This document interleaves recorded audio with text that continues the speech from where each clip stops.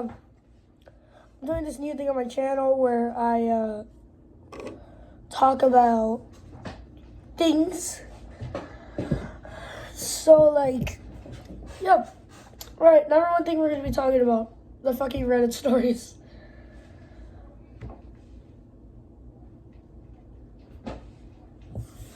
As you can tell, I'm kind of traumatized from the leg one. So, I mean, they're making a bag, but like, really, I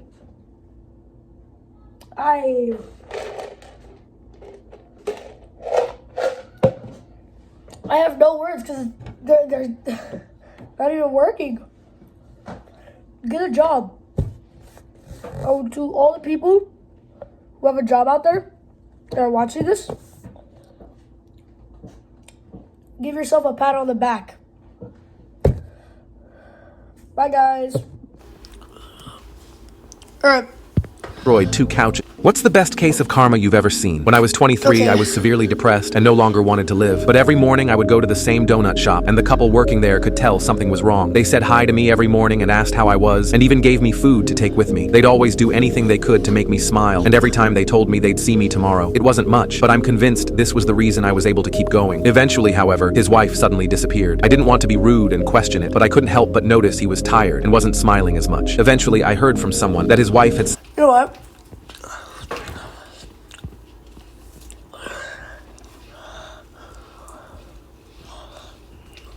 Let's do...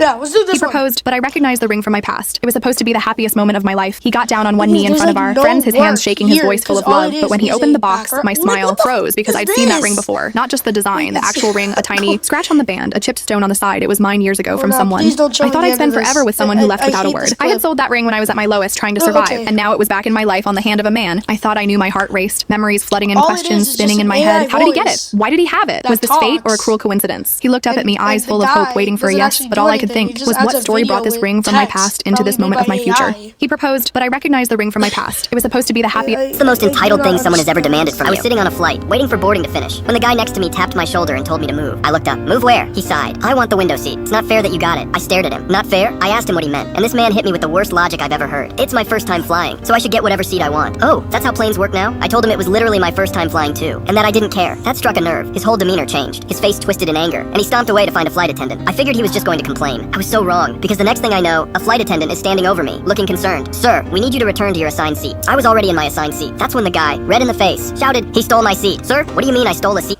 What's something your parents did? Have you ever witnessed an objection at a wedding? My then girlfriend and I had been dating for about 5 years when we finally decided to marry. On the day of the wedding, we were at my parents' house with some close family and our closest friends. Everything was going as expected, and the law officer driving the ceremony was reading the document we were about to sign in order to be pronounced husband and wife. Then the lady asks the infamous question, does anyone have any objection? And for everyone's surprise, yes I have one, was clearly heard. In that instant, the time and everything else just froze. You would have been able to cut the air of the room with a knife. Everyone was shocked, silently looking for the source of those words. The only things moving in the room were our guest's eyes. Finally, we found it. It turned out that the objection came from no less than the bride herself, and then she added in her most natural tone, he's not a systems engineer, his speciality is computer engineer. First, a general sense of relief, and then everyone just burst out laughing. We have been married for more than 15 years, and the document still says systems engineer. Did I tell you that my wife is a lawyer? Have you ever witnessed an objection at a wedding? My teacher thought I was faking my disability. I've been wearing a prosthetic leg since I was 9 after bone cancer took my real... My teacher thought I was faking my disability. I've been wearing a prosthetic leg since I was 9 after bone cancer took my real one. By high school, I'd gotten used to explaining it to new teachers, showing my medical documentation, and moving on. Most educators were understanding and supportive, but Mrs. Henderson, our long-term substitute for AP Biology, was different from day one. She kept making comments about kids these days faking everything for special treatment, and would stare at me whenever I used the elevator or took extra time transitioning between classes. I tried showing her my 504 plan and medical records, but she just rolled her eyes and muttered something about convenient paperwork.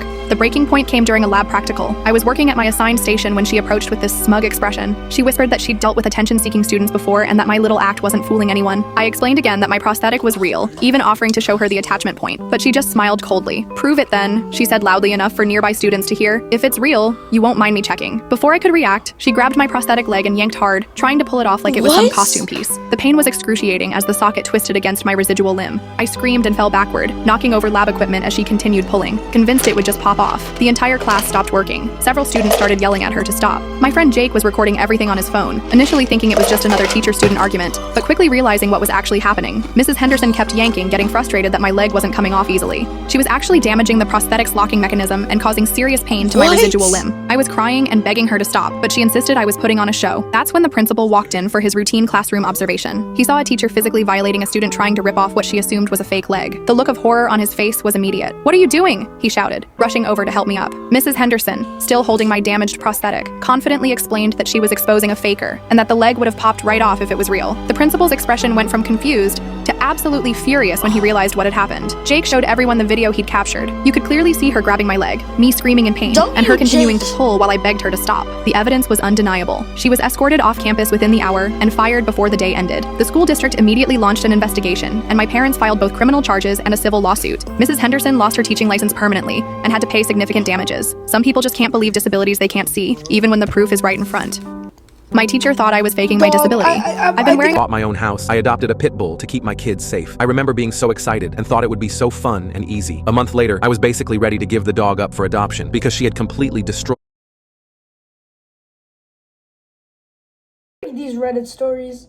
How worse can these get? So today, guess what? We're just gonna be talking about those. I might make this into a short actually. So these shorts are literally just crash grabs. There is a literal kid, 14 years old. His daily life is just making these Reddit shorts, getting lots of money. And that's kind of the problem that we're in this now. Because it is so easy to make money instead of working actual jobs and working hard. Sorry, I'm eating fries. So that raises a question. Most of these kids, let's say free Robux scams, most of those people make a lot of money doing that. And most of them drop out of school. And the thing is, school is important. Because it actually makes you use your brain, unlike you dumbasses who make the YouTube shorts, who make the Reddit stories, who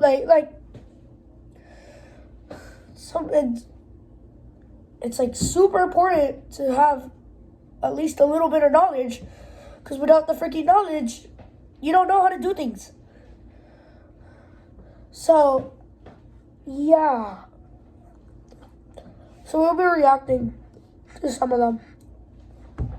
Let's do this.